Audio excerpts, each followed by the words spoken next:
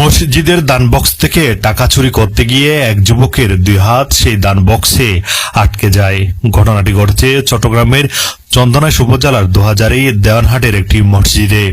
এর মধ্যে এই ঘটনার একটি ভিডিও সামাজিক যোগাযোগ মাধ্যমে ছড়িয়ে পড়েছে।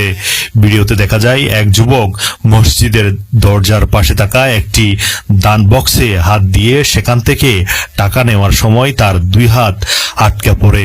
তবে দান বক্সের উপর 2 হাত আটকে যাওয়ায় এই ঘটনা সাধারণ মানুষ এটিকে আল্লাহর দেওয়া বড় বিচার মনে করছেন। তারা বলছেন, আল্লাহ কিন্তু ছেড়ে দেন, কিন্তু ছাড় দেন না। ওই এলাকার অনেকে সামাজিক যোগাযোগ মাধ্যমে ভিডিওটি পোস্ট করে লিখেন, আল্লাহর দরা বড় দরা।